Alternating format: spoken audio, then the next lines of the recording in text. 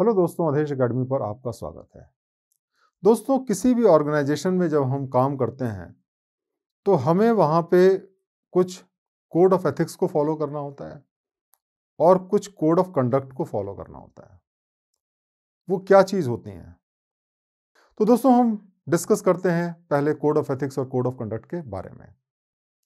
देखिए, code of ethics और code of conduct जो है वो स्टैंडर्ड्स होते हैं जिसको कि जो भी एम्प्लॉयज़ होते हैं या जो भी ग्रुप होता है जिसमें हम काम कर रहे होते हैं, उन सभी लोगों को उन स्टैंडर्ड्स को फॉलो करना होता है।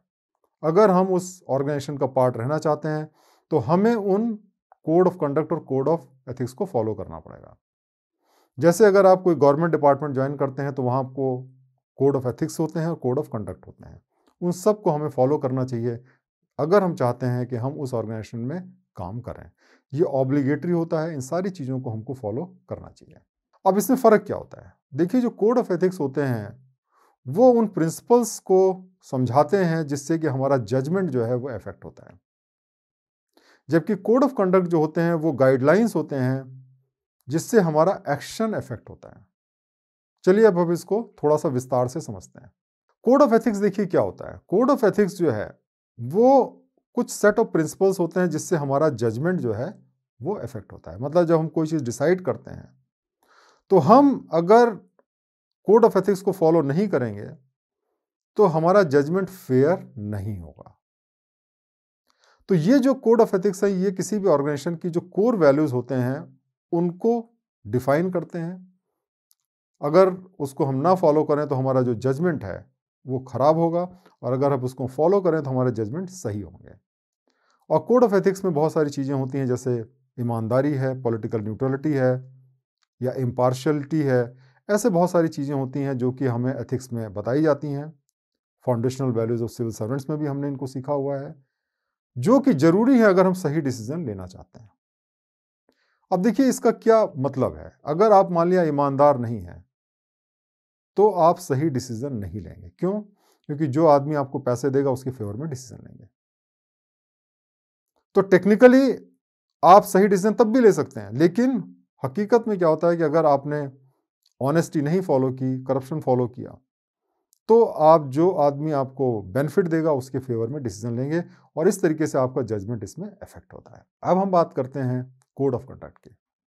कोड ऑफ कंडक्ट जो होते हैं वो एक्चुअल सेट ऑफ रूल्स होते हैं, और वो एथिकल स्टैंडर्ड्स के बेसिस पे बनते हैं जो कि कोड ऑफ एथिक्स से डेराइव होते हैं, जो कि ऑर्गेनाइजेशंस आपको लिखित में देता है, और वो चीज़ें हमें बताती हैं हमें क्या करना है क्या नहीं करना है। और जितने भी मेंबर्स होते हैं उस ऑर्गेनाइजेशन के, सब के लिए ज़रूरी होता है कि वो कोड ऑफ कंडक्ट को फॉलो करें। इसमें कोई चॉइस नहीं रहती है, और अगर हमने उनका वायलेशन किया तो हमारे खिलाफ में एक्शन लिया जा सकता है। अब जैसे कि मान लिया कि कोड ऑफ कंडक्ट में ये आपको अक्सर कहा जाएगा कि आप कोई गिफ्ट ना लें ऐसे आदमी के साथ में जिसके साथ में आपकी कोई ऑफिशियल डीलिंग हो, जिसके साथ ऑर्गेनाइजेशन कोई काम कर रही हो, जैसे वेंडर हो, कस्टमर हो, उनके साथ में आप कोई गिफ्ट ना लें, और कोई भी पॉलिटिकल ऑर्गेनाइजेशन ज्वाइन ना करें। अक्सर क्या होता है कि जो गिफ्ट होती हैं उसके अंदर छोटी मोटी चीज़ें जो होती हैं वो अलाउड रहती हैं, जैसे कि एक लिमिट प्रिस्क्राइब की जाती है कि मान लिया 1000 रुपये से ऊपर की गिफ्ट नहीं लेंगे, उससे नीचे की गिफ्ट ले सकते हैं। किसी ने अगर मान लिया आपको एक मिठाई का डब्बा दे दिया तो ऐसा नहीं कि आप उसको एक्सेप्ट ना करें। किसी ने आपको कोई माला पहना दिया या कोई आपको कोई सिंबल दे दिया तो उसको एक्सेप्ट ना करें। इन सब चीज़ों के लिए पाबंदी नहीं रहती है, क्योंकि ये डिसाइड किया जाता है कि इन सब चीज़ों से कितना फ़र्क पड़ेगा। अगर किसी ने आपको एक मिठाई का डब्बा दे दिया तो इसका मतलब ये नहीं कि आप उसके फेवर में कोई बड़ा गलत काम करेंगे। लेकिन अगर उसी ने आपको एक डायमंड का नेकलेस दे दिया तो नेचुरली जो है आप उसको फेवर करेंगे। तो कोड ऑफ कंडक्ट जो होता है वो सेट ऑफ रूल्स बताता है कि किस हद तक हम जा सकते हैं। आइडियल सिचुएशन ये है कि हम किसी से कोई भी गिफ्ट ना लें, लेकिन कोड ऑफ कंडक्ट के अंदर स्पेसिफाई किया जाता है कि किस लेवल से ज़्यादा अगर आप गिफ्ट लेंगे तो आपके खिलाफ में एक्शन शुरू हो जाएगा। तो ये जो कोड ऑफ कंडक्ट होता है ये ऑब्लिगेटरी रहता है, ये ब्लैक एंड वाइट में रहता है, ये रिटन फॉर्म में रहता है, और ये कंपलसरी रहता है। अगर आपने इसको वायलेट किया तो आपको ऑर्गेनाइजेशन से निकाला जा सकता है। तो दोस्तों, इस तरीके से हमने कोड ऑफ एथिक्स और कोड ऑफ कंडक्ट के बारे में जाना। मुझे उम्मीद है कि आप इसके बेसिस पर अच्छा आंसर लिख पाएंगे। अगर कोई डाउट्स हो तो आप उसको पूछ सकते हैं, अदरवाइज अपना आंसर अपने शब्दों में भी लिख सकते हैं। बहुत बहुत धन्यवाद।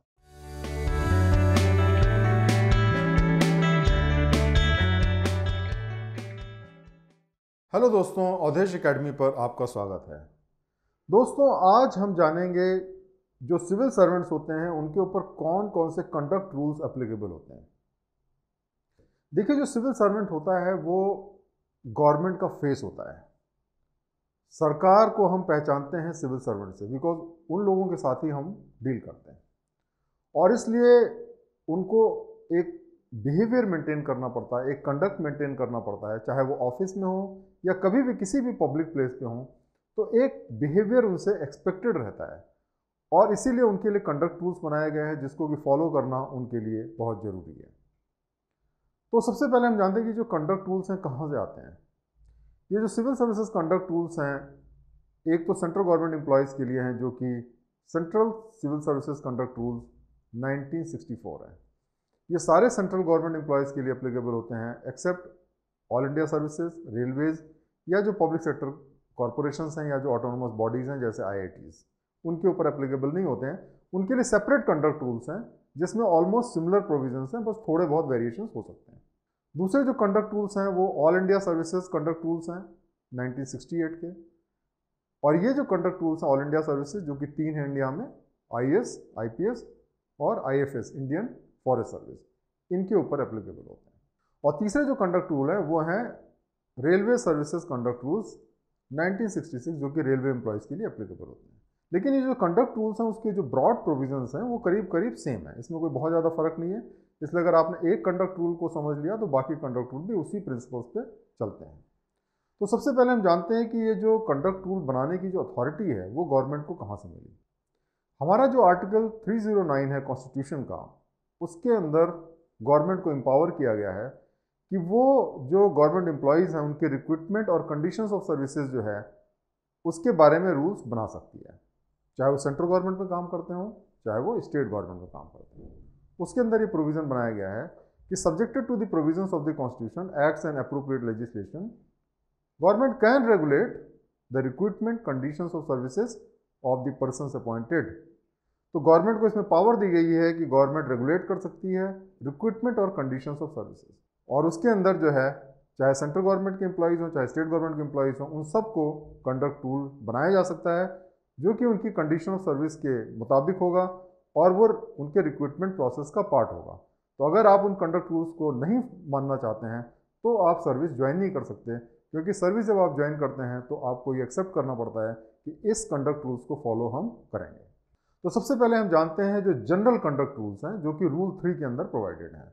इसके अंदर कहा गया है कि सबसे पहले हमें हर समय एब्सोल्यूट इंटीग्रिटी मेंटेन करती है, हमें टोटली ईमानदार रहना है और हमें हमेशा अपनी जो ड्यूटी है उसके लिए हमारा डिवोशन होना चाहिए। हमारी जो भी ड्यूटी है उसको हम पूरे मन लगा करके करें। इसके अलावा जो कंडक्ट रूल है वो ये कहता है कि हमको कुछ ऐसा नहीं करना चाहिए जो कि unbecoming of the government employ हो। ये बड़ा जानना जरूरी है। Unbecoming of the government employ का मतलब ये हुआ कि हमें हमेशा एक इज्जतदार गवर्नमेंट एम्प्लॉय की तरह बिहेव करना चाहिए। अब जैसे कि मान लिया आप किसी डिस्ट्रिक्ट में कलेक्टर हैं या SP हैं और आप किसी पब में जाते हैं, वहाँ पे दारू पीते हैं और उसके बाद उल्टे सीधे डांस करते हैं, तो ये जो है unbecoming of the government officer है, क्योंकि उससे पूरी जो आपकी पद की जो प्रतिष्ठा है वो खराब हो जाती है और इसलिए अगर आप ऐसा कुछ करते हैं तो आपके खिलाफ एक्शन लिया जा सकता है। गवर्नमेंट ऑफिसर्स को अपनी जो ड्यूटीज़ डिस्चार्ज करते समय इम्पार्शियल रहना चाहिए। वो किसी जाति को, धर्म को या जेंडर को फेवर नहीं कर सकते हैं। उनको हर एक को बराबर नज़रों से देखना चाहिए और इम्पार्शियल तरीके से बिहेव करना चाहिए। नेक्स्ट है पॉलिटिकल न्यूट्रलिटी। गवर्नमेंट ऑफिसर्स को किसी पॉलिटिकल पार्टी के साथ अलाइन नहीं करना चाहिए। भले ही आप किसी पॉलिटिकल पार्टी को वोट करें, लेकिन किसी पब्लिक प्लेटफॉर्म पे आप किसी पॉलिटिकल पार्टी के रिप्रेजेंटेटिव को फेवर नहीं कर सकते। उसके बाद में गवर्नमेंट ऑफिसर्स का सबसे बड़ा दायित्व क्या होता है कि जब भी वो कोई भी अपना डिसीजन लें वो अपने बेस्ट जजमेंट से लें। देखिए, गवर्नमेंट सर्विसेज में हर एक को पावर दी जाती है लॉ के द्वारा। एक कमिश्नर को ये पावर है, एक DM को ये पावर है, एक SP को ये पावर है, ये लॉ में प्रोवाइडेड है। और जब कोई भी पावर आपको लॉ में प्रोवाइडेड रहती है तो आपको उसको करने से पहले किसी से पूछना नहीं है, आपको अपना बेस्ट जजमेंट लगाना है और उस पावर को एक्सरसाइज करना है। लेकिन किसी सुपीरियर ऑफिसर ने आपको ऑर्डर दे दिया कि भाई इस काम को ऐसे करना है, तो उस केस में जो हायरार्की का प्रिंसिपल होता है वो एप्लीकेबल हो जाता है और हमें सुपीरियर ऑफिसर की बातों को मानना पड़ता है। लेकिन अगर ये ऑर्डर इलीगल है तो आप उसको मानने से मना कर सकते हैं, लेकिन अगर ये ऑर्डर लीगल है तो आपको मानना पड़ेगा। और आप उनसे कह सकते हैं कि आपका जो भी ऑर्डर है आप हमें राइटिंग में दें। तो जब वो ऑर्डर राइटिंग में देते हैं तो उसके बाद ये आपकी ड्यूटी बन जाती है कि आप उसको फॉलो करें, क्योंकि उस सिचुएशन में सारी की सारी जिम्मेदारी जो होती है वो सुपीरियर ऑफिसर की हो जाती है। और अगर कुछ भी गलत होता है तो उसके लिए जो है वो सुपीरियर ऑफिसर जिम्मेदार माना जाएगा, ना कि आप। अब हमें ये जानना चाहिए कि कई बार क्या होता है कि हमारी रोज़मर्रा के काम में ओवरऑल ऑर्डर्स आते हैं। आपके बॉस ने कहा भाई ये करो, अब कोई मान लिया कहीं पे कोई रायट हो रहे हैं, कहीं कोई प्रॉब्लम हो रही है, तो आप एक्सपेक्ट नहीं कर सकते कि बॉस सबको जो है चिट्ठी लिख करके एक ऑर्डर देगा। तो आपको अगर ओवरऑल ऑर्डर आया तो आपको फॉलो करना है, लेकिन जितनी जल्दी संभव हो वो जो ओवरऑल ऑर्डर है उसको आपको रिटन में कन्वर्ट करना होता है। मतलब राइटिंग में बॉस को बाद में देना चाहिए कि हाँ भाई मैंने ये ऑर्डर दिया था, अपने फाइल में रिकॉर्ड करना चाहिए। मान लिया बॉस ये करने से मना कर दे, तो ऐसी सिचुएशन में आपको बॉस को लेटर देना चाहिए कि आपके कहने के अनुसार मैंने फला फला दिन जो आपने मुझे ऑर्डर दिया था ओरल, उसकी वजह से मैंने ये काम किया और इसका ये रिजल्ट है। तो उसके बाद में क्या होगा, अगर आपने बॉस को राइटिंग में बता दिया तो उसके बाद में अगर बॉस उसको डिनाई नहीं करता है तो ये माना जाएगा कि वो ऑर्डर आपके पास में ओरली आया हुआ था। अगर बॉस ने ऑर्डर नहीं दिया तो उसको तुरंत मना करना चाहिए और फिर आप उसके सुपीरियर के पास जा सकते हैं और अपनी जो सिचुएशन है उसको एक्सप्लेन कर सकते हैं। नेक्स्ट जो कंडक्ट रूल है 3A, उसके अंदर दिया हुआ है कि प्रॉम्प्टनेस एंड कर्टसी। जो गवर्नमेंट ऑफिसर्स होते हैं उनको कई बार हम देखते हैं बड़े एरोगेंट होते हैं, वो एरोगेंसी उनसे एक्सपेक्टेड नहीं रहती है।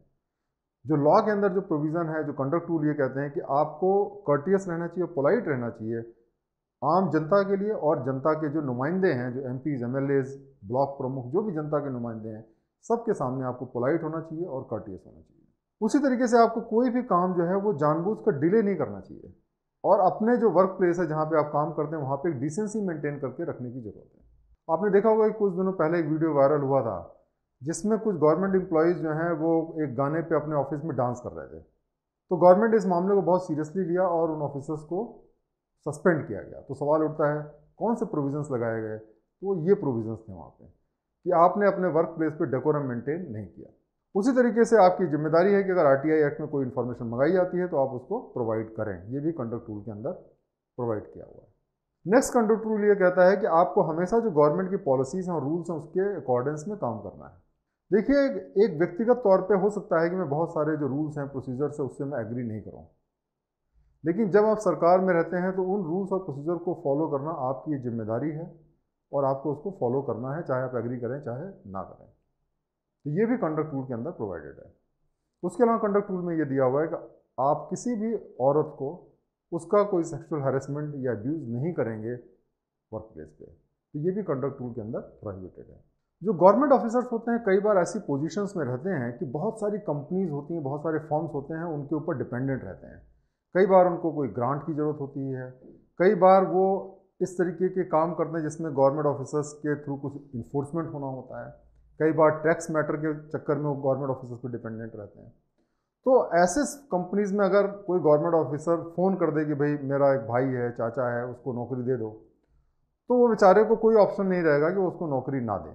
तो गवर्नमेंट ऑफिसर्स को प्रोहिबिट किया गया है कि अपनी किसी भी ऐसी कंपनी में जिसमें उसका इन्फ्लुएंस हो वो अपने लोगों को नौकरी पे नहीं लगा सकता। तो इसके लिए जो कंडक्ट रूल है वो इस प्रकार से है कि आप जो है अपने इन्फ्लुएंस को यूज़ करके किसी भी अपने जो रिलेटिव हैं उनको आप नौकरी ना दिलाएं। पहला कंडक्ट रूल यह है।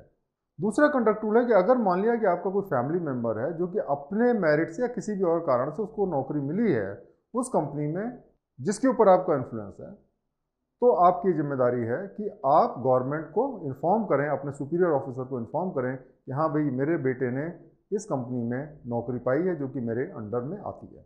उसके बाद में गवर्नमेंट इस बात पे विचार करेगी कि आपने अपनी इन्फ्लुएंस को इस्तेमाल किया या जो आपका बच्चा है उसने अपनी मेरिट से नौकरी को पाया। उसी तरीके से अगर मान लिया आपका कोई रिश्तेदार है जो किसी कंपनी में काम करता है, तो आप उस कंपनी को कोई कॉन्ट्रैक्ट ना दें, क्योंकि उसका मतलब ये निकाला जाएगा कि आप अपने रिश्तेदार के बेनिफिट के लिए वो कॉन्ट्रैक्ट दे रहे हैं, तो ये चीज़ भी उसमें प्रोहिबिटेड है।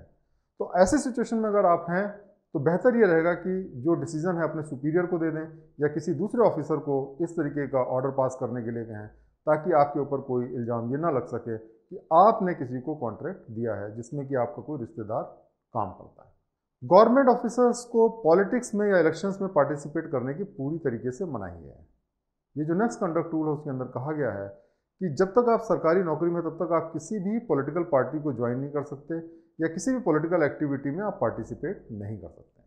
आपको ये भी मना है कि आप कोई पॉलिटिकल पार्टी के कन्वेंसिंग में जाएं या आप स्वयं इलेक्शन लड़ने की कोशिश करें एमएलए, एमपी या फिर लोकल अथॉरिटी का।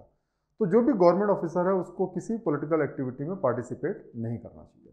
नेक्स्ट कंडक्ट रूल है कोई भी एसोसिएशन या यूनियन ज्वाइन करने से रिलेटेड है। आपको कोई एसोसिएशन यूनियन ज्वाइन करने में कोई ऐसा मना नहीं है। जैसे जो आईएएस ऑफिसर्स होते हैं वो आईएएस एसोसिएशन को ज्वाइन करते हैं, आईआरएस ऑफिसर्स होते हैं वो आईआरएस एसोसिएशन को ज्वाइन करते हैं। ऐसी बहुत सारी एसोसिएशन और यूनियन को हम ज्वाइन कर सकते हैं, उसमें कोई प्रोहिबिशन नहीं है। लेकिन कुछ तरीके की एसोसिएशन और यूनियन को ज्वाइन करने पर पाबंदी है और उसके लिए गवर्नमेंट ने जो रूल बनाए हुए हैं कि आप ऐसे किसी भी एसोसिएशन को नहीं ज्वाइन कर सकते या उसका अगर मेंबर हैं उस पर कंटिन्यू नहीं कर सकते जिसकी जो एक्टिविटी है वो देश हित में नहीं है या देश को विभाजित करने वाली है या उससे जो पब्लिक ऑर्डर या मॉरलिटी है उस पर फ़र्क पड़ता है। तो ऐसी कोई ऑर्गेनाइजेशन है या ऐसी कोई एसोसिएशन या यूनियन है तो आपको ज्वाइन नहीं करना चाहिए। जो 7वां कंडक्ट रूल है वो है डेमोन्स्ट्रेशन और स्ट्राइक से रिलेटेड। जैसे कि आप देखते हैं बहुत सारे डेमोन्स्ट्रेशन होते रहते हैं, तो गवर्नमेंट ऑफिसर्स को उसमें पार्टिसिपेट करने पे मनाही है। कुछ जो ऐसी एक्टिविटीज़ जहाँ पार्टिसिपेट कर सकते हैं, लेकिन जो चीज़ें मना हैं वो इस प्रकार से हैं। एक तो वो जो डेमोन्स्ट्रेशंस हैं जो कि देश की जो सोवर्निटी है या इंटीग्रिटी है उसको इफेक्ट करते हैं, एकता और अखंडता को इफेक्ट करते हैं, देश की सिक्योरिटी पे असर उसका पड़े, या हमारे जो दूसरे देशों से जो हमारे फ्रेंडली रिलेशन है उस पर फ़र्क पड़े। अगर मान लिया रशिया के खिलाफ कोई सपोज करिए कि कोई डेमोन्स्ट्रेशन हो रहा है तो आपको नहीं पार्टिसिपेट करना चाहिए, या उससे पब्लिक ऑर्डर, डिसेंसी या मॉरलिटी पे कोई फ़र्क पड़े, या फिर जिसमें कोई कॉन्टेम्प्ट ऑफ कोर्ट हो, डिफेमेशन हो या किसी वायलेंस को इंसाइट करने का प्रयत्न हो, ऐसी किसी भी जगह पे आपको पार्टिसिपेट नहीं करना चाहिए। अगला जो कंडक्ट रूल है वो डील करता है प्रेस और मीडिया से, जिसका पहला पार्ट ये कहता है कि जब तक आप सरकारी नौकरी में हैं तब तक आप कोई प्रेस को नहीं चला सकते हैं या प्रेस के मैनेजमेंट का पार्ट नहीं हो सकते हैं। तो आपको प्रेस से डिस्टेंस बना के रखनी है। कोई भी प्रेस एक्टिविटी है जिसमें कि रिटर्न पीरियडिकल कोई मैगजीन छपती हो, इलेक्ट्रॉनिक मीडिया हो, उससे आप नहीं एसोसिएट होना चाहिए। आप केवल उस प्रेस से आप एसोसिएट हो सकते हैं जिसमें कि आपकी bona fide discharge of official duty. जैसे कि मान लिया आप किसी ट्रेनिंग इंस्टीट्यूट में हैं और वो जो ट्रेनिंग इंस्टीट्यूट है कुछ मैगजीन छापती है, कुछ मटेरियल जो है अपनी वेबसाइट पे डालती है जो कि लोगों की जानकारी बढ़ाने के लिए है, तो वहाँ पे कोई प्रोहिबिशन नहीं है क्योंकि वो आपकी ऑफिशियल ड्यूटी है। लेकिन आप किसी और प्रेस और मीडिया को ओन नहीं कर सकते। और उसी तरीके से जब आप कोई किताब छापते हैं या किसी भी पब्लिक मीडिया में आप जब पार्टिसिपेट करते हैं एज अ चीफ गेस्ट या कैसे भी, तो वहाँ पे आपको ये बहुत इंपॉर्टेंट है क्लियर करना कि जो व्यूज़ हैं वो आपके अपने व्यूज़ हैं, वो गवर्नमेंट ऑफिसर के व्यूज़ नहीं हैं। देखिए, इस बात को जानना हमें बहुत ज़रूरी है। अब जैसे कि मान लिया कि आप कस्टम्स डिपार्टमेंट में कमिश्नर हैं या कोई सीनियर ऑफिसर हैं, अब उस सिचुएशन में क्या होगा कि अगर आपने किसी भी प्रेस में जा कर के कोई स्टेटमेंट दिया डिपार्टमेंट के बारे में या जनरल के बारे में, किसी भी चीज़ के बारे में, तो उसको माना जाएगा कि वो एक कमिश्नर का व्यू है और कमिश्नर जो है भारत सरकार का अंग है, तो उसको भारत सरकार का व्यू भी माना जा सकता है। अब अगर टैक्स मैटर में मान लिया आपने कोई व्यू दे दिया कि भाई इसमें ड्यूटी बढ़नी चाहिए, ड्यूटी घटनी चाहिए या ऐसे ऐसे होना चाहिए, तो कोई भी आदमी उसको कोट कर सकता है और उसके बेसिस पे वो जो है उसको कह सकता है कि भाई ये गवर्नमेंट का डिसीजन है। तो ये आपको क्लियर करना है कि जो व्यू आप दे रहे हैं वो आपका व्यक्तिगत व्यू है, वो भारत सरकार का व्यू नहीं है। और भारत सरकार अगर आपको ऑथराइज करे कि हाँ आप उसके रिप्रेजेंटेटिव हैं इस मामले को व्यू देने के लिए, तब आप दे सकते हैं। लेकिन अदरवाइज आपको हमेशा क्लैरिफाई कर देना चाहिए कि ये मेरा व्यक्तिगत व्यू है, ये भारत सरकार का व्यू नहीं है। आपने देखा होगा कि बहुत बार जो गवर्नमेंट ऑफिसर्स हैं वो कई बार मीडिया में लाइमलाइट में आ जाते हैं जब वो गवर्नमेंट को क्रिटिसाइज़ करते हैं। ऐसे बहुत सारे अफसरों के बारे में हम जानते हैं जो कि कई बार मीडिया में आकर के वो गवर्नमेंट पॉलिसीज़ को, गवर्नमेंट डिसीजंस को क्रिटिसाइज़ करते हैं, जिसको कि मीडिया बहुत तेज़ी से हाईलाइट करती है। और फिर उसके बाद में जब गवर्नमेंट उनके खिलाफ एक्शन लेती है तो फिर मीडिया जो है उसको कहती है कि साहब ये विंडिक्टिव हैं, देखिए, जो गवर्नमेंट ऑफिसर्स हैं उनके ऊपर प्रोहिबिशन है कंडक्ट रूल के द्वारा कि वो गवर्नमेंट को क्रिटिसाइज ना करें। ये जो रूल 9 है वो गवर्नमेंट के क्रिटिसिज्म को डील करता है और इसके अंदर एकदम क्लियरली लिखा हुआ है कि आप गवर्नमेंट की जो पॉलिसीज़ है उसको किसी भी फोरम पे क्रिटिसाइज नहीं कर सकते। तो अगर आप गवर्नमेंट की पॉलिसीज़ को क्रिटिसाइज करेंगे तो आपके खिलाफ एक्शन लिया जा सकता है कंडक्ट रूल के वायलेशन का। तो ये बहुत ही इंपॉर्टेंट चीज़ है आपको जानना। उसके बाद में जो गवर्नमेंट ऑफिसर्स हैं उनको ऐसा कोई भी स्टेटमेंट नहीं देना चाहिए जो कि सेंट्रल स्टेट रिलेशनशिप या किसी फॉरेन कंट्री के साथ में हमारे रिलेशनशिप को स्पॉयल कर दे। लेकिन इसका मतलब ये नहीं कि गवर्नमेंट ऑफिसर जो हैं वो अपने व्यूज़ को एक्सप्रेस नहीं कर सकते हैं, नहीं, उनको अपने व्यूज़ को एक्सप्रेस करने का पूरा अधिकार है अपनी ऑफिशियल कैपेसिटी में अपने काम से रिलेटेड जो वो ड्यूटी कर रहे हैं उससे रिलेटेड चीज़ों के बारे में बताने का। जैसे अगर मान लिया कहीं पे क्राइम हुआ तो आप एसपी के पास जाएंगे तो एसपी उस क्राइम के बारे में बता सकता है कि कैसे हुआ, उसका क्या व्यू है। अगर कोई इनकम टैक्स की रेड हुई तो आप इनकम टैक्स कमिश्नर के पास जाएं तो वो बता सकता है कि भाई हाँ इसमें क्या इशू है। वो अपना स्टेटमेंट जो दे रहा है वो ऑफिशियल कैपेसिटी में दे रहा है, उसके लिए परमिशन है। लेकिन आप गवर्नमेंट की पॉलिसी को क्रिटिसाइज नहीं कर सकते हैं। तो ये बड़ा इंपॉर्टेंट है हमें जानना कि जब हम गवर्नमेंट को ज्वाइन करते हैं तो हम उस सरकार का क्रिटिसिज्म नहीं कर सकते हैं क्योंकि हम उसका पार्ट हैं और इससे सरकार की छवि धूमिल होती है। तो दोस्तों, आज हमने कुछ कंडक्ट रूल्स के बारे में जाना और इसको हम आगे भी जारी रखेंगे। पार्ट 2 के अंदर हम कुछ और कंडक्ट रूल्स को डिस्कस करेंगे। बहुत बहुत धन्यवाद।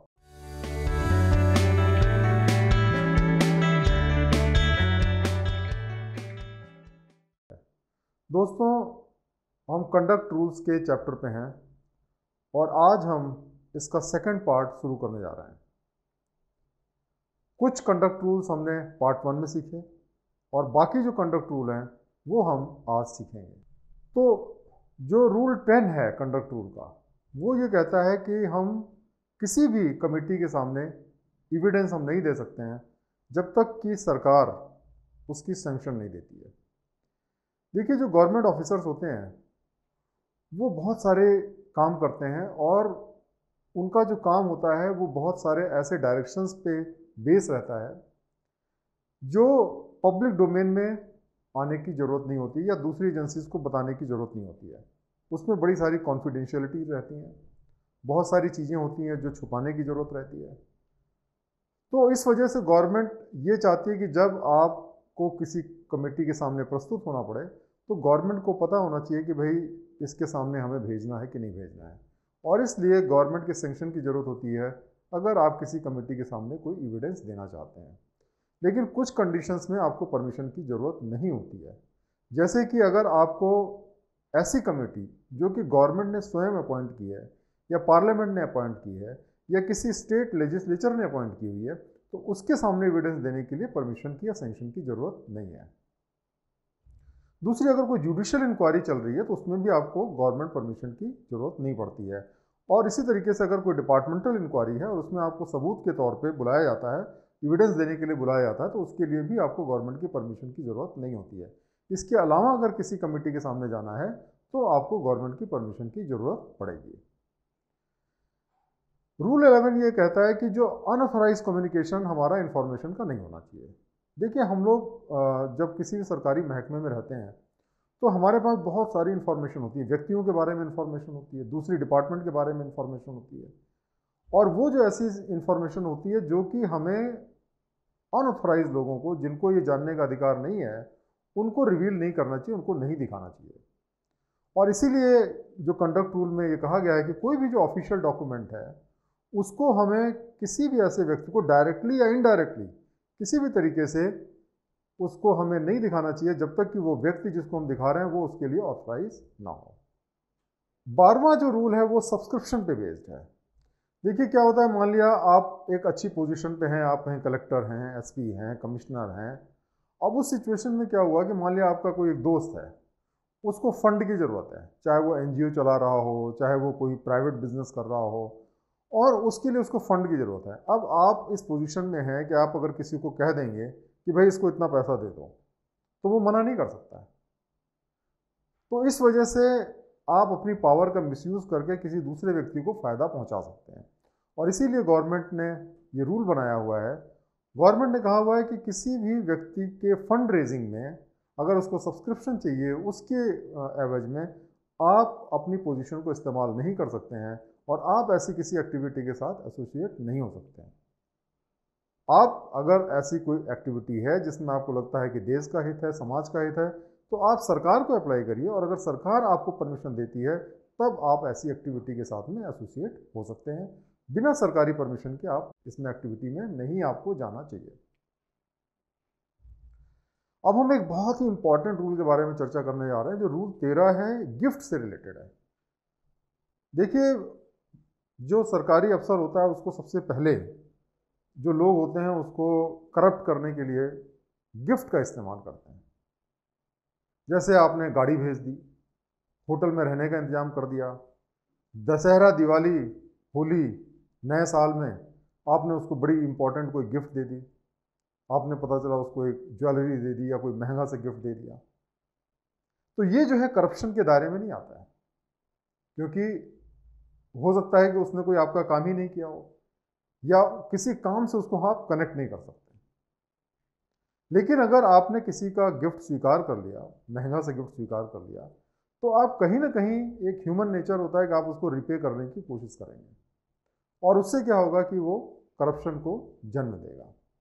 तो इसलिए सरकार में गिफ्ट को रिसीव करने पे मनाही है, या हम यूँ कहें कि रिस्ट्रिक्शंस हैं, क्योंकि पूरी तरीके से मनाही नहीं है लेकिन उसमें रिस्ट्रिक्शंस हैं, ताकि गिफ्ट जो है वो एक फॉर्मेलिटी के तौर पे दी जाए तो ठीक है, लेकिन अगर उसको एज अ ब्राइब या एक बहुत आपके डिसीजन को इन्फ्लुएंस करने के पर्पज से दी जाए तो वो ना हो सके। तो इसलिए गवर्नमेंट ऑफिसर्स को कहा गया है कि वो या जो उसके फैमिली मेम्बर्स हैं वो किसी से गिफ्ट ना रिसीव करें जो कि उनके साथ ऑफिशियली कनेक्टेड है, जिनसे उनकी ऑफिशियल डीलिंग है। लेकिन कुछ ऐसे मौके होते हैं, जैसे कि शादी ब्याह का मौका होता है, जिसमें आपके जो दोस्त होते हैं, आपके रिश्तेदार होते हैं, वो आपको गिफ्ट देते हैं, आपके परिवार को गिफ्ट देते हैं। तो ऐसी सिचुएशन में गवर्नमेंट ने ये कहा हुआ है कि 25,000 तक की जो गिफ्ट है, 25,000 की जो गिफ्ट है, उसको आप एक्सेप्ट कर सकते हैं स्पेशल ओकेजन्स पे, जैसे मैरिज हो गया, एनिवर्सरीज हो गया, इन सब ओकेजन्स पे। और अगर इससे ज़्यादा की गिफ्ट है तो ऐसा नहीं कि आप रिसीव नहीं कर सकते, आप रिसीव कर सकते हैं, लेकिन आपको सरकार को इन्फॉर्म करना पड़ेगा और इस वजह से जब सरकार आपको परमिट करेगी तब आप उसको ले सकते हैं। तो उसमें रिपोर्ट करना जरूरी है, ताकि ये सरकार एग्जामिन कर ले कि इसमें कोई करप्शन एंगल तो नहीं है। इसके अलावा जो कंडीशंस हैं, मतलब जो आपके रिश्तेदार नहीं हैं, फ्रेंड्स नहीं हैं, और अगर ऐसा कोई ओकेज़न नहीं है, इस टाइप की जो चीज़ें हैं, तो 5,000 तक की गिफ्ट जो है उससे ज़्यादा आप किसी व्यक्ति से एक्सेप्ट नहीं कर सकते हैं। ये है IAS, IPS, IRS, ये जो ऑल इंडिया सर्विसेज हैं उनके लिए ये रूल है, जिसमें IAS, IPS और IFS आते हैं, और इसी तरीके के सिमिलर रूल जो हैं वो आपके सेंट्रल सर्विसेज और बाकी सर्विसेज में भी लागू होते हैं। दूसरा ये कि आप किसी भी व्यक्ति से जिसके साथ में कोई आपकी ऑफिशियल डीलिंग हो, उसकी आप फ्रीक्वेंट हॉस्पिटलिटी नहीं एंजॉय कर सकते। मतलब कि मान लिया कोई 5 स्टार होटल किसी व्यक्ति का है, उसने कहा साहब हमारे होटल में आप रुक जाइए आकर के, या होटल है वहाँ पे आप जाके खाना खा लीजिए, उसका कोई आपसे पैसा नहीं लेगा। तो ये जो हॉस्पिटलिटी है वो आपको गेस्ट बना करके जो देना चाहता है, वो भी चीज़ जो है आप एक्सेप्ट नहीं करेंगे। जो अगला कंडक्ट रूल है उसके अंदर डावरी से रिलेटेड मैटर है कि रूल 13A ये कहता है कि ना तो आप कोई डावरी लेंगे ना देंगे, और ना इसमें आप किसी भी तरीके से जुड़ेंगे, एबेट करेंगे। 14वां कंडक्ट रूल जो है वो रहता है कि जो गवर्नमेंट ऑफिसर्स होते हैं उनके ऑनर में कई बार लोग बड़ी बड़ी पार्टीज दे देते हैं। इसको आप चमचागिरी कह लीजिए या कुछ भी कह लीजिए, कि भाई किसी आदमी को खुश करने के लिए आपका कलेक्टर है, SP है, कमिश्नर, उसको आपने क्या किया, एक बहुत बड़ी पार्टी ऑर्गेनाइज की और उसके ऑनर में वो पार्टी ऑर्गेनाइज की, तो उससे तो उसकी पब्लिसिटी हो गई। और कई ऐसे अफसर हैं जो ऐसी पार्टीज़ में जाना बड़ा अच्छा समझते हैं, क्योंकि उसमें चर्चा होती है, मीडिया में आता है। तो ये जो रूल है, रूल 14, ये कहता है कि आप किसी भी तरीके की कॉम्प्लीमेंट्री या वैलिडेटरी पार्टीज़ हैं वो आप एक्सेप्ट नहीं करेंगे अगर आपके ऑनर में दी जाती है। तो अगर कोई ऐसी ओकेज़न है जिसमें कि आपको ऐसा लगता है कि आपको जाना चाहिए, तो आप सरकार से परमिशन ले लें, और सरकार अगर आपको परमिट कर देगी तो आप जा सकते हैं, अदरवाइज आप नहीं जा सकते। लेकिन कुछ कंडीशंस में आपको परमिशन लेने की ज़रूरत नहीं है, वो है रिटायरमेंट, ट्रांसफ़र या रेजिग्नेशन। और इसका मकसद एकदम साफ है दोस्तों, कि जब आप रिज़ाइन कर दिए, ट्रांसफ़र हो गए, रिटायर हो गए, तो ऐसी सिचुएशन में अब आपके पास कोई ऐसी पावर नहीं बची हुई है कि आप उस व्यक्ति का कोई फ्यूचर में भला करेंगे, और इस वजह से इन कंडीशंस में आपको अलाउ किया गया है, बाकी कंडीशंस में आपको ऐसा करने से रोका गया है। 15वां जो कंडक्ट रूल है वो डील करता है प्राइवेट ट्रेड या एम्प्लॉयमेंट पे। देखिए, जो सरकारी नौकर होता है वो 24 घंटे का सरकारी नौकर होता है, उसको किसी भी बिजनेस को या ट्रेड को करने की परमिशन नहीं है। और अगर आपको ऐसा लगता है कि आप कुछ करना चाहते हैं तो आपको सरकारी परमिशन या सैंक्शन की ज़रूरत होती है। तो आप जैसे कि मान लिया कोई दूसरा नौकरी अगर ढूंढना चाहते हैं तो उसके लिए भी आपको चाहिए कि आपको सरकारी परमिशन की ज़रूरत होती है। अगर आप सरकारी महकमे में हैं तो आप कोई दूसरा एम्प्लॉयमेंट भी निगोशिएट नहीं कर सकते हैं, क्योंकि आप अपनी पोजीशन का फ़ायदा उठा करके एक ऊंचा एम्प्लॉयमेंट निगोशिएट कर सकते हैं, ऐसा सरकार मानती है। इस वजह से ये भी चीज़ जो है प्रोहिबिटेड है। उसी तरीके से आप कोई इलेक्टिव ऑफिस नहीं होल्ड कर सकते हैं, और आप किसी भी व्यक्ति के बिजनेस के लिए या इंश्योरेंस एजेंसी के लिए कैनवेसिंग नहीं कर सकते हैं। अब जैसे आपका कोई फैमिली मेम्बर, उसके पास LIC की एजेंसी है या किसी और इंश्योरेंस कंपनी की एजेंसी या कोई कमीशन एजेंट है जिसको कमीशन मिलता है, तो आप अपनी पोजीशन का इस्तेमाल करके उसका प्रोडक्ट नहीं बिकवा सकते हैं, उसकी इंश्योरेंस पॉलिसी नहीं बिकवा सकते हैं। इन सब चीज़ों पे प्रोहिबिशन है। लेकिन कुछ एक्टिविटीज़ के लिए गवर्नमेंट ने आपको परमिट किया हुआ है, जैसे कि अगर कोई सोशल है, चैरिटेबल, लिटरेरी, आर्टिस्टिक या साइंटिफिक कोई एक्टिविटी है, तो उसके लिए आपको सरकार से परमिशन लेने की ज़रूरत नहीं है। तो आप अगर मान लें न्यूज़पेपर में आर्टिकल लिखना चाहते हैं, कोई किताब लिखना चाहते हैं, कोई कला की एग्जीबिशन करना चाहते हैं, उसके लिए आपको सरकार की परमिशन की ज़रूरत नहीं है। उसी तरीके से अगर किसी स्पोर्ट्स एक्टिविटी में एक एमेच्योर की तरह पे आप पार्टिसिपेट करना चाहते हैं, प्रोफेशनल की तरह नहीं, तो उसके लिए भी आपको परमिशन है।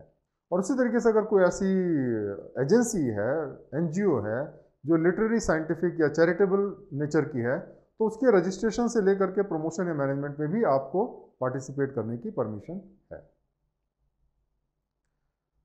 जो 15वां रूल है वो ये कहता है कि आप कोई भी प्राइवेट ट्रेड या एम्प्लॉयमेंट नहीं करेंगे जब तक आप सरकारी महकमे में हैं। तो सरकारी पोस्ट पर रहते हुए आप जो है कोई भी प्राइवेट ट्रेड, बिजनेस, इन सब चीज़ों को करने की परमिशन नहीं है। और अगर आपका कोई फैमिली मेम्बर है, वो कोई ट्रेडिंग या बिजनेस एक्टिविटी कर रहा है या कोई इंश्योरेंस एजेंसी या कमीशन एजेंसी मैनेज कर रहा है, तो आपको सरकार को रिपोर्ट करना जरूरी है। उसी तरीके से आपको ये प्रोहिबिट किया गया है कि आप अगर कोई काम करते हैं किसी प्राइवेट या पब्लिक बॉडी के लिए, तो उसके बदले में आप कोई फीस एक्सेप्ट नहीं कर सकते हैं बिना सरकारी परमिशन के। आपने देखा होगा कि बहुत सारे जो सरकारी अधिकारी होते हैं उनको बड़े बड़े घर मिलते हैं, बहुत बड़े बड़े घर मिलते हैं, और उनको कई बार अकेले रहना होता है। तो अगर वो चाहें तो अपना जो सरकारी उनका आवास है उसको वो किराए पे दे दें और उससे बहुत पैसा वो कमा सकते हैं। तो रूल 15A जो है वो आपको ये प्रोहिबिट करता है कि अगर आपके पास में कोई सरकारी आपका आवास है तो आप उसको सबलीज नहीं कर सकते हैं, उसमें आपको ही रहना है और किसी और को किराए पे नहीं उठा सकते हैं। और इसी तरीके से आपको अगर मकान खाली करने का समय है, जैसे कि आप जब रिटायर होते हैं तो आपको 6 महीने का समय रहता है मकान खाली करने के लिए। ट्रांसफ़र के समय आपको करीब 2 महीने का समय रहता है मकान खाली करने के लिए। तो उस समय के अंदर आपको मकान खाली कर देना चाहिए। 16वां जो कंडक्ट रूल है वो इन्वेस्टमेंट, लैंडिंग और बोरोइंग से रिलेटेड है। देखिए, सरकारी महकमे में जब आप हैं तो आपको शेयर खरीदने में कोई रिस्ट्रिक्शन नहीं है, आप शेयर खरीद सकते हैं, लेकिन शेयर में स्पेकुलेशन जो है वो आपको अलाउड नहीं है। ऐसा नहीं कि साहब आपने आज सुबह शेयर खरीदा, शाम को बेच दिया, 2 दिन बाद बेच दिया, तो वो जो स्पेकुलेशन है जिससे कि आपका दिमाग जो है वो शेयर मार्केट में रहे, उस चीज़ को सरकार ने मना किया हुआ है। उसी तरीके से अगर आपका किसी पार्टी के साथ में डीलिंग है ऑफिशियल, मान लिया आप टैक्स कलेक्टर हैं और वहाँ पे एक पार्टी है जो आपकी एसएससी है, तो आपके जो फैमिली मेम्बर्स हैं उसको उस कंपनी में इन्वेस्टमेंट नहीं करना चाहिए, क्योंकि उस कंपनी में इन्वेस्टमेंट किया तो एक नेचुरल आपकी टेंडेंसी रहेगी कि उस कंपनी को कोई नुकसान ना पहुँचे, और उससे क्या होगा कि सरकार को एम्बेरसमेंट होगा। अगर ये बात पब्लिक में आती है कि भाई कमिश्नर साहब का इतना पैसा जो है इस कंपनी में लगा हुआ है या उनकी फैमिली मेम्बर का इतना पैसा लगा हुआ है, तो इंप्रेशन ये जाएगा कि मैं कंपनी को फ़ायदा पहुँचाने की कोशिश कर रहा हूँ, और इस वजह से वो चीज़ जो है वो प्रोहिबिटेड है। 17वां जो कंडक्ट रूल है वो कहता है इंसॉल्वेंसी और हैबिचुअल इंडेटनेस से है। मतलब यह है कि आपको ऐसा करना चाहिए कि अपना जो आपकी तनख्वाह है उसी के अंदर आप अपना जीवन यापन करें। आपको बहुत ज़्यादा लोन नहीं लेना चाहिए, और ऐसा ना हो कि इतना लोन ले लें कि आप जो है बैंकरप्ट हो जाएं।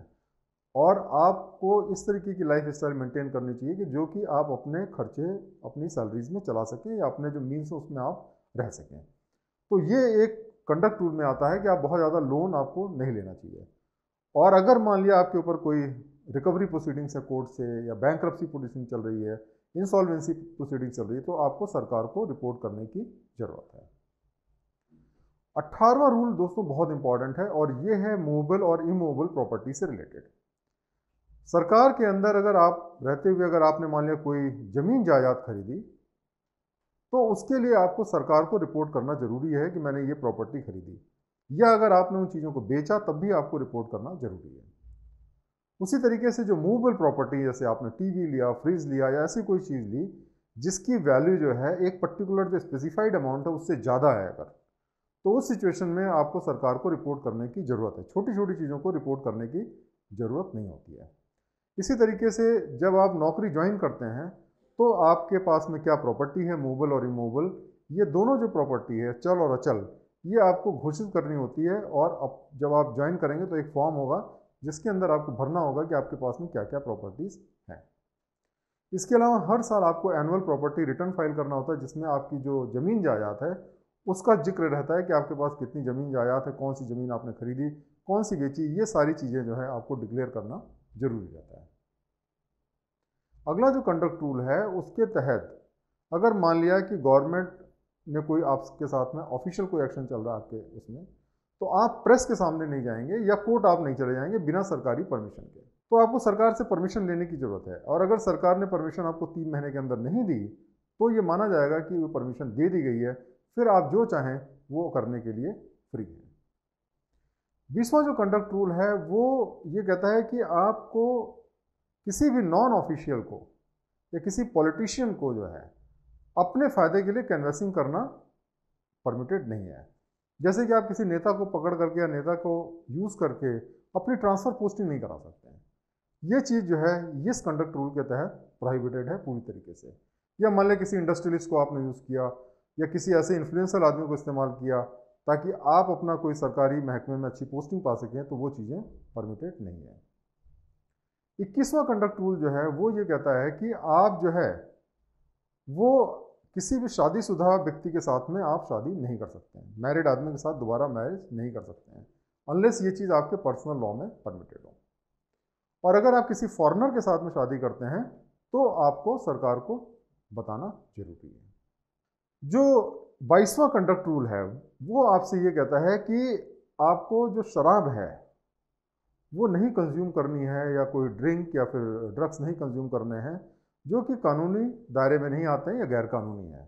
और आप ड्रिंक को कंज्यूम करके आप ऑफिस नहीं आ सकते हैं, ऑफिस आना वो कंडक्ट रूल के खिलाफ है। तो अगर कोई आदमी शराब पी करके ऑफिस आता है तो उसके खिलाफ में इस कंडक्ट रूल के तहत कार्रवाई हो सकती है। और इसी तरीके से अगर कोई व्यक्ति है जो शराब पी करके पब्लिक प्लेस पे उल्टी सीधी जो है हरकतें करता है तो भी जो है उसके खिलाफ में कार्रवाई हो सकती है। जो रूल 22A है, 22A है, उसके तहत जो है वो ये कहा गया है कि आप अपने घर पे किसी भी व्यक्ति को 14 साल से नीचे का जो व्यक्ति है, बच्चा है, उसको आप अपने घर पे नौकरी पे नहीं लगा सकते। तो इस तरीके से आपने देखा होगा बहुत सारे घरों में जो लोग होते हैं वो छोटे छोटे बच्चों को जो है डोमेस्टिक सर्वेंट या डोमेस्टिक हेल्प बना करके यूज़ करते हैं। तो ये सारी चीज़ें जो है करना सरकार में बिल्कुल गलत है और ये कंडक्ट रूल के खिलाफ जाता है, तो ये चीज़ प्रोहिबिटेड है।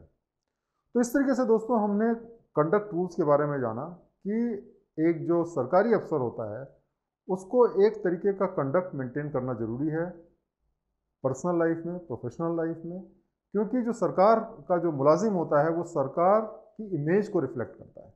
अगर कोई आदमी कंडक्ट रूल को नहीं फॉलो करता है तो ऐसी सिचुएशन में उसके खिलाफ में डिसिप्लिनरी एक्शन हो सकता है, उसको माइनर या मेजर पेनल्टी लग सकती है, यहाँ तक कि उसको नौकरी से भी हाथ धोना पड़ सकता है। तो इस वजह से दोस्तों ये कंडक्ट रूल बहुत इंपॉर्टेंट है। और जब हम नौकरी ज्वाइन करते हैं तो उस समय हम ये साइन करते हैं कि हम ये कंडक्ट रूल को फॉलो करेंगे। और इस वजह से आपने देखा होगा कि बहुत सारे लोग हैं जो बात बात पे मीडिया में चले जाते हैं, बात बात पे गवर्नमेंट को क्रिटिसाइज़ करते हैं। ये सारी चीज़ें दोस्तों हमें नहीं करनी चाहिए जब तक हम सरकार में हैं। अगर हम सरकार से सेटिस्फाइड नहीं भी हैं तो हमें एक डिसिप्लिन सोल्जर्स की तरह सरकार में काम करना चाहिए और अदरवाइज़ क्या हो कि हम सरकार से रिज़ाइन करें और फिर एक कॉमन आदमी बन करके जिस तरीके के विचार हमें व्यक्त करना है उस तरीके के विचार हम व्यक्त करें और जो हमें करना है वो हम करें। तो दोस्तों मुझे उम्मीद है कि ये जो चैप्टर है कंडक्ट रूल का, ये बड़ा इंपॉर्टेंट चैप्टर है, उसको आप अच्छी तरीके से समझ गए होंगे। और ये जो कंडक्ट रूल्स हैं इनको फॉलो करना बहुत ज़रूरी है, इनको समझना भी बहुत ज़रूरी है, क्योंकि इसको जाने बिना हम ये नहीं समझ पाएंगे कि एक जो गवर्नमेंट ऑफिसर है उसको कितनी डिसिप्लिन के अंदर काम करना चाहिए, और अगर वो इस डिसिप्लिन को तोड़ता है तो उसका खामियाजा उसको भुगतना पड़ता है। बहुत बहुत धन्यवाद ये लेक्चर देखने के लिए। Thank you very much.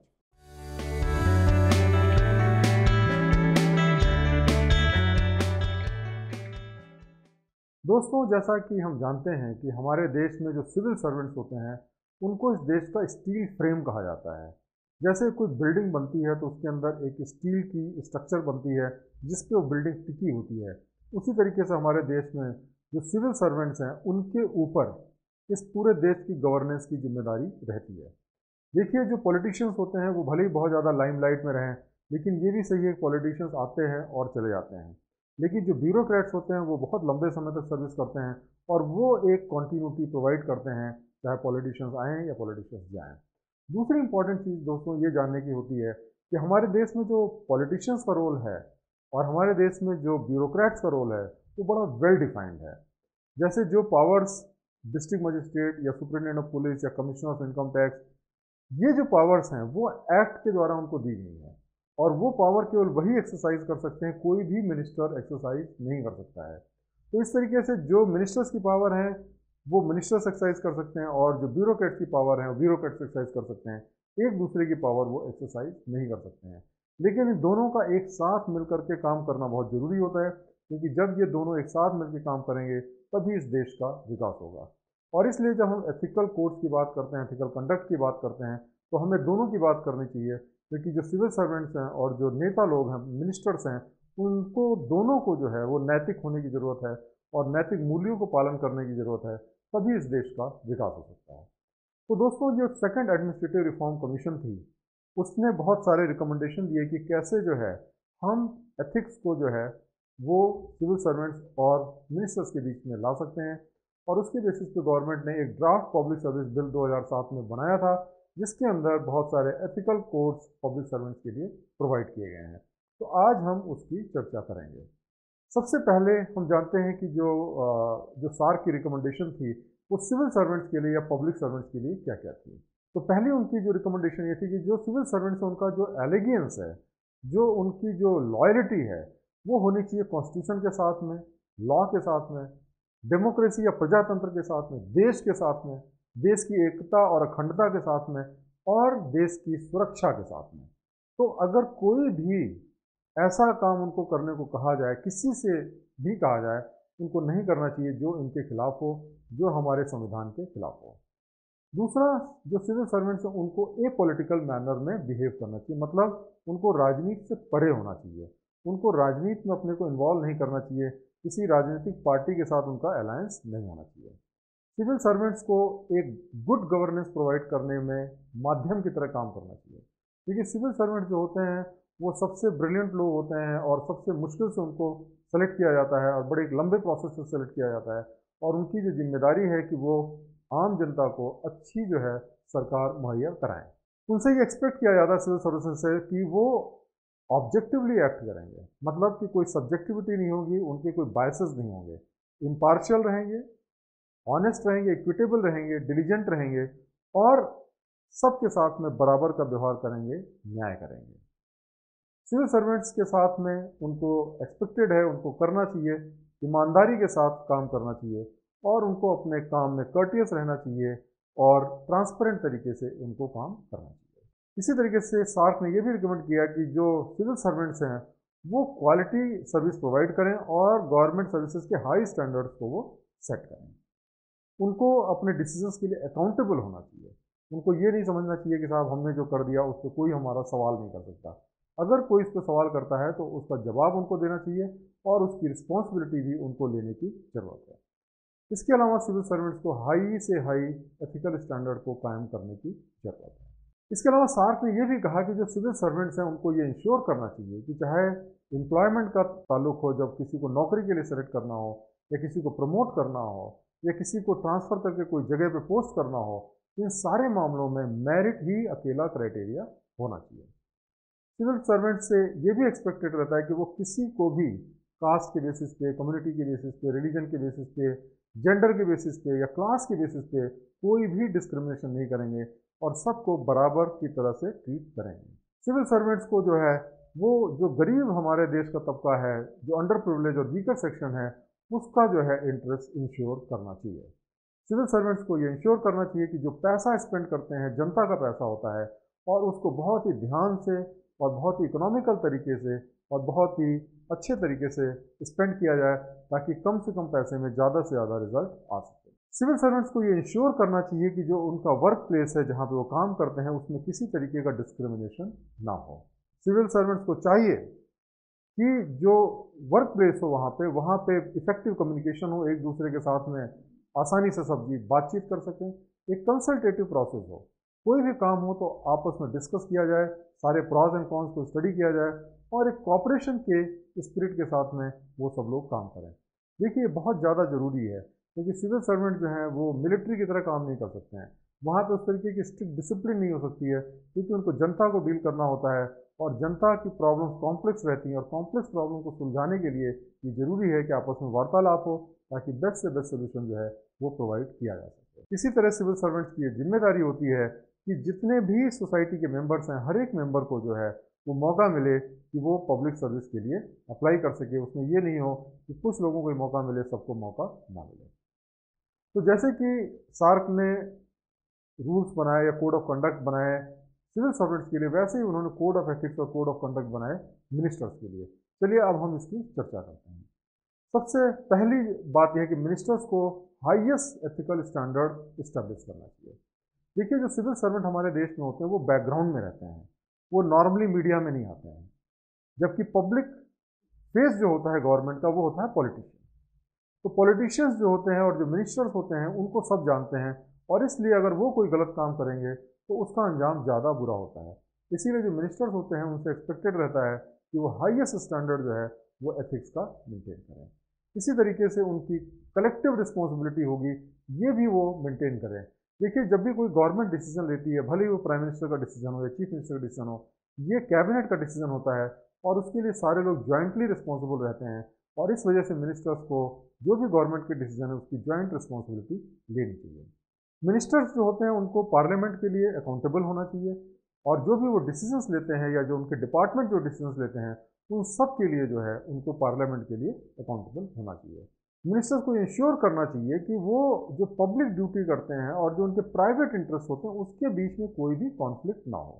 अब जैसे कि मान लिया आपका कोई बिजनेस है और आप किसी ऐसे महकमे में हैं कि जो उसको कॉन्ट्रैक्ट अवार्ड कर सकता है, तो आपको इंश्योर करना चाहिए कि वो आप उस डिसीजन मेकिंग प्रोसेस में ना हो। इसी तरीके से आपको अपनी पावर का इस्तेमाल करके अपने जो बिजनेस इंटरेस्ट हैं या अपने परिवार के बिजनेस इंटरेस्ट हैं उसको प्रमोट नहीं करना चाहिए। जो मिनिस्टर है उसको ये भी जिम्मेदारी है कि जो मिनिस्टर का रोल है और जो कॉन्स्टिट्यूंसी का रोल है इसको सेपरेट रखें। देखिए, मान लिया आप किसी भी डिपार्टमेंट में मिनिस्टर हैं तो आपके पास बहुत सारी पावर्स है, बहुत सारी स्कीम्स है जो देश के अन्य अन्य भागों में ले जा सकते हैं।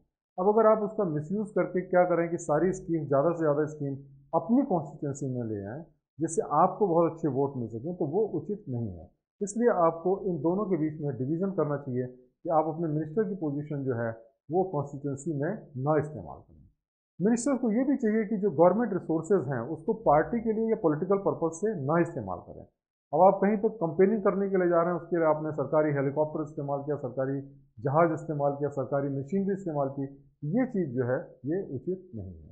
इसी तरह जो मिनिस्टर्स हैं उनको पॉलिटिकल इम्पार्शियलिटी बरतनी चाहिए। जहाँ तक सिविल सर्विसेज का सवाल है, सिविल सर्विसेज को पॉलिटिकल नहीं बनाना चाहिए। उनको ये कोशिश करनी चाहिए कि सिविल सर्वेंट जो हैं वो ए पॉलिटिकल मैटर से बिहेव करें।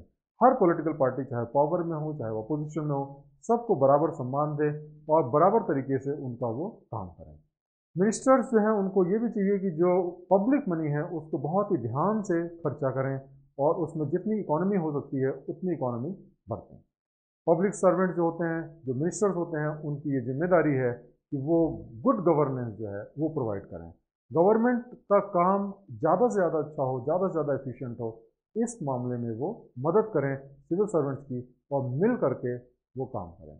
और फाइनली जो होता है, मिनिस्टर से एक्सपेक्टेड रहता है कि वो ऑब्जेक्टिवली काम करें, इम्पार्शियली काम करें, ऑनेस्टली काम करें और सबको बराबर तरीके से ट्रीट करें, डिलीजेंटली मेहनत से काम करें और फेयर और जस्ट मैनर में काम करें, सबके साथ में बराबरी का बर्ताव करें और सबको न्याय दें। तो इस तरीके से दोस्तों आज हमने जाना कि जो सेकंड एडमिनिस्ट्रेटिव रिफॉर्म कमीशन थी उसने कौन कौन सी रिकमेंडेशन जो हैं दी, जो सिविल सर्वेंट्स हैं और जो मिनिस्टर्स हैं उनके कोड ऑफ एथिक्स या कोड ऑफ कंडक्ट के लिए। ये बहुत इंपॉर्टेंट है और इस तरीके के क्वेश्चन सिविल सर्विसेज में अक्सर आते रहे हैं। तो इस चैप्टर को आप ध्यान से देखें और ध्यान से पढ़ें इसको, और ये जो पॉइंट्स जो सेकंड एडमिनिस्ट्रेटिव रिफॉर्म कमीशन ने बताए हैं उसको अच्छी तरीके से याद करें। बहुत बहुत धन्यवाद ये वीडियो देखने के लिए। Thank you very much.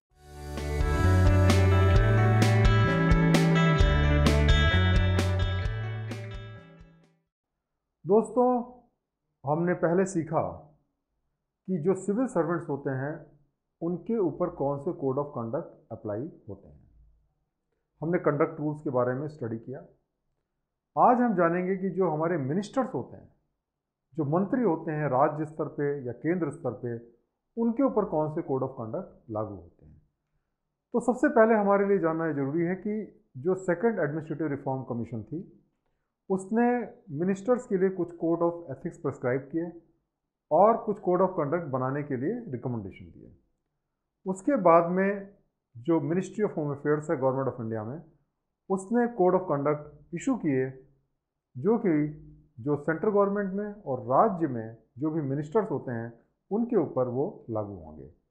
तो हम जानते हैं आज इन कोड ऑफ कंडक्ट के बारे में। सबसे पहले जो कोड ऑफ कंडक्ट हैं वो बिजनेस और इंटरेस्ट को डील करते हैं कि जो मंत्री होते हैं उनके जो व्यापार करते हैं या जो उनके पर्सनल इंटरेस्ट होते हैं उसको कैसे डील किया जाए, ये पहले चैप्टर में है, पहले लेसन में है। सबसे पहली बात यह है कि जब कोई भी व्यक्ति मिनिस्टर बनता है तो उसकी जिम्मेदारी है कि वो प्राइम मिनिस्टर को और चीफ मिनिस्टर को अपने एसेट्स, लायबिलिटी और जो बिजनेस इंटरेस्ट हैं अपने और अपने फैमिली मेंबर्स के, उसको वो डिक्लेयर करता है। इसके बाद में उसका जो काम है वो फुल टाइम बेसिकली मिनिस्टर का होता है। तो अगर आप पहले से एक बिजनेसमैन हैं, आपका एक बिजनेस चल रहा है, तो ये नहीं कि आपको बिजनेस छोड़ना पड़ेगा, लेकिन वो बिजनेस की ओनरशिप आप रिटेन कर सकते हैं, उसके मालिक आप बन सकते हैं, लेकिन जो डे टू डे मैनेजमेंट है उसको आपको नहीं करना है। उसके लिए आपको किसी और को अपॉइंट करना चाहिए। आप डे टू डे मैनेजमेंट जो है वो आपको करने की परमिशन नहीं है।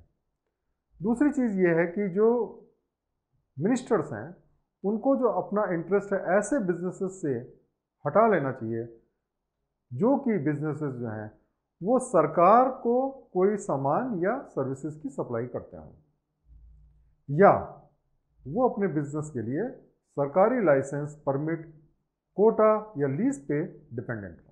क्योंकि आप समझ सकते हैं कि अगर उनका बिजनेस प्राइमरली इसी टाइप का है जिसमें सरकार से उनकी डीलिंग होती है और वो स्वयं सरकार में है, तो उनकी इम्पार्शियलिटी मेंटेन करना बहुत मुश्किल हो जाएगा।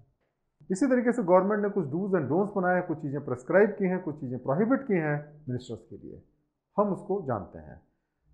जिस दिन से मिनिस्टर जो है वो बनते हैं, जिस दिन से वो ओथ लेते हैं और उसके बाद से जब तक वो मिनिस्टर रहते हैं, ये उनकी जिम्मेदारी है कि नंबर 1 वो हर साल प्राइम मिनिस्टर को या चीफ मिनिस्टर को अपने जो एसेट्स हैं और लाइबिलिटीज़ हैं उसका एनुअल डिक्लेरेशन जो है वो फाइल करें। उसके बाद में उनको ये करना चाहिए कि वो गवर्नमेंट से ना तो कोई प्रॉपर्टी खरीदें और ना ही गवर्नमेंट को कोई भी प्रॉपर्टी बेचें, क्योंकि इन दोनों चीज़ों में उनकी इम्पार्शियलिटी पे सवाल आ सकता है। उसी तरीके से उनको ये चाहिए कि जब वो सरकार में आ जाएं, मंत्री बन जाएं, उसके बाद कोई नया बिजनेस ना स्टार्ट करें या कोई बिजनेस नया ज्वाइन ना करें। अगर जो चल रहा है उसको चलने दें और कोई नया बिजनेस ना स्टार्ट करें, इस पे उनको पाबंदी है। उसके बाद में जो मिनिस्टर्स होते हैं उनका ये ध्यान रखना चाहिए कि वो या उनके कोई भी फैमिली मेंबर इस तरीके के बिजनेस ना करें जिसमें कि लाइसेंस की, कोटा की या लीज की ज़रूरत पड़ती है। और अगर उनका कोई फैमिली मेंबर है, कोई बिजनेस सेटअप करता है या कोई नया बिजनेस ज्वाइन करता है, तो वो उसके लिए प्राइम मिनिस्टर को या फिर चीफ मिनिस्टर को वो इन्फॉर्म करें। अब हम जानते हैं कि जो मिनिस्टर्स होते हैं उनके अलावा उनकी फैमिली मेंबर्स होते हैं, उनके ऊपर भी कुछ रिस्ट्रिक्शंस हैं और ये मिनिस्टर की जिम्मेदारी है कि ना केवल अपने कंडक्ट को सही रखे बल्कि अपने फैमिली मेंबर के कंडक्ट को भी सही रखे। तो इस मामले में उनके ऊपर जो कोड ऑफ कंडक्ट है उसकी हम चर्चा करते हैं। मिनिस्टर को कहा गया है कि आप स्वयं या आपका कोई भी फैमिली मेंबर जो है वो किसी से कोई भी कंट्रीब्यूशन जो है या किसी से कोई पैसा ना ले किसी भी पर्पज से। केवल एक केस के लिए या जो 2 केसेस हैं उनके लिए उसको अनुमति है पैसा लेने की।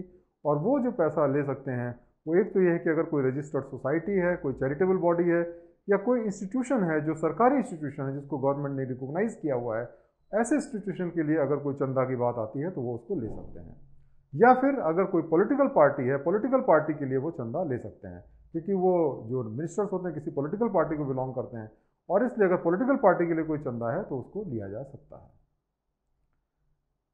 जो चौथा जो कंडक्ट रूल है वो डील करता है गिफ्ट से और अवार्ड से। देखिए, जो मिनिस्टर्स होते हैं वो बहुत पावरफुल होते हैं, वो जहाँ जाते हैं उनको सम्मान दिया जाता है, गिफ्ट दी जाती हैं। कई बार आपने देखा होगा कि नोटों से भी तौल दिया जाता है, या कई बार उनको बड़ी महंगी महंगी गिफ्ट दी जाती हैं। तो उसके बारे में भी कुछ ऐसे रिस्ट्रिक्शंस गवर्नमेंट ने लगाए हुए हैं। एक तो ये कहा गया है पहला कि मिनिस्टर या उसका कोई भी फैमिली मेंबर है वो कोई भी महंगा गिफ्ट एक्सेप्ट नहीं करेगा एक्सेप्ट अपने फैमिली मेंबर से। अपने फैमिली मेंबर से आप एक्सेप्ट कर सकते हैं बट और किसी से आप एक्सेप्ट नहीं करेंगे। अगर कोई मिनिस्टर है जो कभी फॉरेन कंट्री में जाता है तो उस केस में अगर उसको कोई गिफ्ट दी जाती है तो उस गिफ्ट को हम 2 कैटेगरी में बांट सकते हैं। पहली गिफ्ट जो होती है वो सिंबॉलिक टाइप की होती है, मतलब कि उसकी मार्केट में एक्चुअली कोई वैल्यू नहीं होती, एक सिंबल होता है। जैसे कि मान लिया कोई स्वॉर्ड ऑफ ऑनर हो गया या कोई सेरेमोनियल रोब हो गया। इस तरीके की जो गिफ्ट हैं ये जो है वो मिनिस्टर रिटेन कर सकते हैं। इसके अलावा जो गिफ्ट हैं वो भी मिनिस्टर रिटेन कर सकते हैं बशर्ते कि उसकी जो वैल्यू है वो 5,000 रुपये से कम हो। अब उसकी क्या वैल्यू है ये तो हमें मालूम नहीं है। तो क्या होता है कि मिनिस्टर जो है अगर उसको डाउट हो कि इसकी वैल्यू 5,000 से ज़्यादा है तो वो उसकी जिम्मेदारी है कि उसको तोश खाना में वो उसको भेज दे। तोश खाना में जब वो जाएगा तो उसकी वैल्यू का असेसमेंट होगा। अगर वो वैल्यू 5,000 से कम है तो मिनिस्टर उसको रख ले। अगर वो वैल्यू 5,000 से ज़्यादा है तो या तो वो तोश खाना में जमा हो जाएगा, या अगर मिनिस्टर चाहे तो 5,000 से ज़्यादा जो उसकी वैल्यू है उसका डिफरेंस दे करके वो सामान को स्वयं जो है वो ले सकता है। तो इसी तरीके से जो रिस्ट्रिक्शंस हैं कि मिनिस्टर जो है कोई बहुत महंगी गिफ्ट जो है अपने पास ना रखें।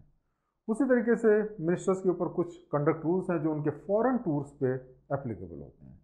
जैसे कि कोई भी मिनिस्टर अगर फॉरेन टूर पे जाता है तो उसकी ये जिम्मेदारी है कि जहाँ तक संभव हो उसको सरकारी एकोमोडेशन में रहना चाहिए, या कोई ऐसा एकोमोडेशन जो कि सरकार ने प्रोवाइड कराया हो, या कोई पब्लिक सेक्टर अंडरटेकिंग का हो, या फिर कोई ऐसे इंस्टीट्यूशन का हो जो कि सरकारी हो, या फिर जो होटल्स हैं जो गवर्नमेंट ने रिकॉग्नाइज किए हुए हैं उसको वहीं पे रुकना चाहिए और कहीं पे उसको नहीं रुकना चाहिए। तो ये एक इंपॉर्टेंट चीज़, अगर उसका अपना एकोमोडेशन हो तब तो वहाँ पे वो रुक ही सकता है।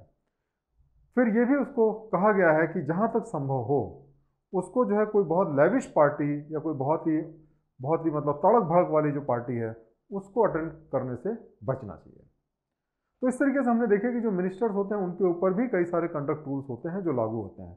अब सवाल ये उठता है कि अगर उन्होंने कंडक्ट का फॉलो नहीं किया तो उनके ऊपर क्या कार्रवाई करेगी और कौन कार्रवाई करेगा। तो इसके लिए जो है ये प्रोवाइड किया गया है कि जो प्राइम मिनिस्टर हैं वो अथॉरिटी हैं। अगर कोई भी कैबिनेट मिनिस्टर जो सेंट्रल गवर्नमेंट का है, अगर कोई भी मिनिस्टर जो सेंट्रल गवर्नमेंट का है, अगर वो कोड ऑफ कंडक्ट नहीं फॉलो करता है तो प्राइम मिनिस्टर उसके ऊपर एक्शन लेने के लिए सक्षम है। अगर कोई चीफ मिनिस्टर जो है वो कोड ऑफ कंडक्ट को फॉलो नहीं करता है तो उसके ऊपर जो कार्रवाई होगी वो प्राइम मिनिस्टर और होम मिनिस्टर मिलकर के करेंगे। और अगर कोई स्टेट का मिनिस्टर जो है वो इस कंडक्ट रूल को फॉलो नहीं करता है तो उसके ऊपर जो कार्रवाई करने की अथॉरिटी है वो चीफ मिनिस्टर की होगी। तो इस तरीके से दोस्तों आज हमने जाना कि जो मिनिस्टर्स होते हैं उनके ऊपर कौन से कोड ऑफ कंडक्ट लगते हैं, उनको किस तरीके का कंडक्ट पब्लिक को डिस्प्ले करना चाहिए और उनके ऊपर कौन जो है वो एक्शन ले सकता है। मुझे उम्मीद है कि आज आपको ये समझ में आया होगा कि मिनिस्टर्स के ऊपर भी कुछ डिसिप्लिन है, मिनिस्टर्स के ऊपर भी कोड ऑफ कंडक्ट है और उनको भी वो कोड ऑफ कंडक्ट को फॉलो करना पड़ता है। बहुत बहुत धन्यवाद ये वीडियो देखने के लिए। Thank you very much.